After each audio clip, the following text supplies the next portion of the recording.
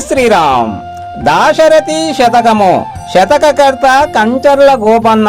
భక్త రామదాసు గారు రచించిన దాశరథి శతకము నుంచి 68వ పద్యము భావము.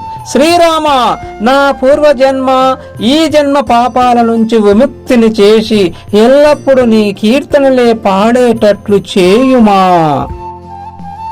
హలకులిశాంకుశధ్వజ శరాసన శంకరతాంగ కల్పకోజ్వల జలజాతరేకలను శాంకములై కనుపట్టుచున్నమే కలిత పదాంబుజద్వయము గౌతమ పత్ని కొసంగినట్లు నా తలుపున చేచి కావగదే దాశరథి కరుణాపయోనిది.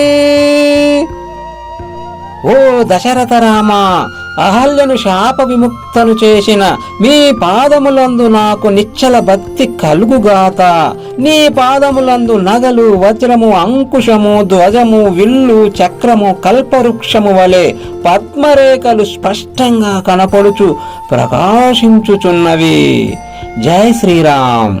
ధన్యవాదములు.